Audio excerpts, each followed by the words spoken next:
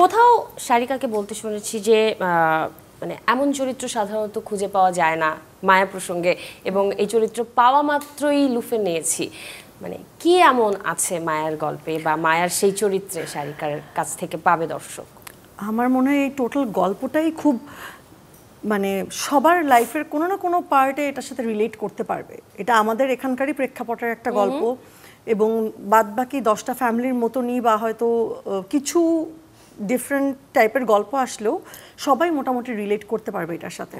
এবং মায়া স্পেশালি আমি কেন বলেছি, কারণ ক্যারেক্টারটা চ্যালেঞ্জিং ছিল, এবং মায়ার ক্যারেক্টারের অনেকগুলো সাইড আছে।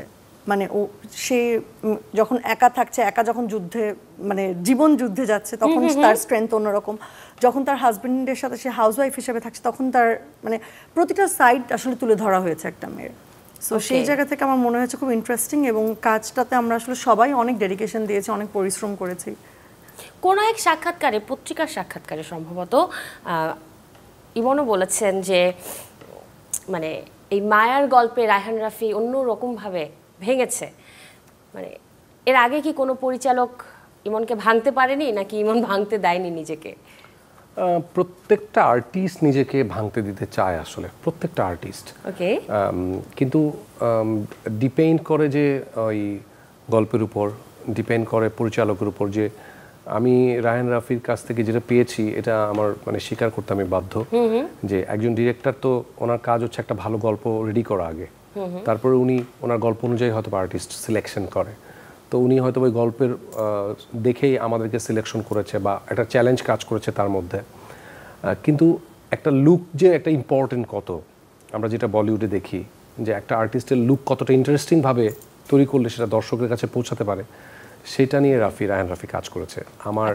আমাকে উনি প্রায় অনেক দিন, আমার মনে হয় আমাদের দুজনকেই সে অনেক দিন আলাদা আলাদাভাবে আমাদের দুজনকেই, স্পেশালি আমি আমার কথাগুলো বলি যে আমার সাথে সে আমরা 10-12 দিন শুধু আড্ডাই মেরেছি, মানে শুধু ফিল্মে জাস্ট খেলাম, আড্ডা মারলাম। বললাম ভাই প্রত্যেক দিন মানে শুধু শুধু বসে আছি, বা চললাম স্ক্রিপ্ট, বলে স্ক্রিপ্ট নিয়ে পরে আলোচনা হবে। সো এই যে এইটা আমার কাছে প্রথমেই মনে হচ্ছে আমি এতদিনের জার্নিতে। তো আমি যেহেতু জানি যে উনি একজন ভালো ডিরেক্টর, উনি অলরেডি প্রুভড, হ্যাঁ, সো আমার মনে হয়েছে যে ওনার উপর সেটা ছেড়ে দেওয়া যায়, সেই দায়ভারটা ছেড়ে দেওয়া যায়।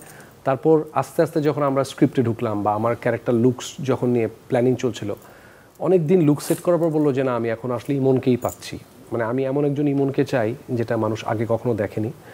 সো আমি তখন তার সাথে আমি নিজেও ইন্টারেস্ট ফিল করলাম যে একজন আর্টিস্ট তো চায় যে প্রতিনিয়ত তাকে একটু ডিফারেন্ট ওয়েতে দেখুক। আর এখন যেহেতু আমাদের দেশে একটু চ্যালেঞ্জিং ব্যাপার হচ্ছে, একজন আরেকজনের সাথে প্রতিযোগিতা হচ্ছে যে কে কত ভালো কন্টেন্ট নিয়ে আসতে পারে, সো আমি ওই চ্যালেঞ্জটা নিলাম। তো ফাইনালি অনেক দিন পর আমাকে বললো যে এখন আমি ইমনকে আর চিনতে পারছি না, এখন এই ক্যারেক্টারটা রাহাত। তখন আমরা শুটিংটা মানে স্টার্ট করলাম যে হ্যাঁ।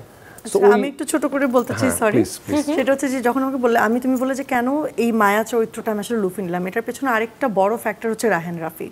কারণ ওনার সাথে কাজ করার একটা খুব ইচ্ছা ছিল অনেক দিন ধরেই। সো আমি খুবই এক্সাইটেড বিকজ অফ অনেকগুলো কারণে। বিকজ অফ এরকম ওয়েব কন্টেন্ট আমি আসলে আমার পুরো হোল ক্যারিয়ারই করা হয়নি, এরকম করে নিজেকে প্রস্তুতি নিয়েও কখনো করা হয়নি। আর রায়হান রাফি তো এই সময়ের সবচেয়ে মেধাবী ডিরেক্টর, তো তার সাথে কাজ একসাথে। সো আমাদের অলমোস্ট মানে 5-7 বছর পরেই কাজ হলো।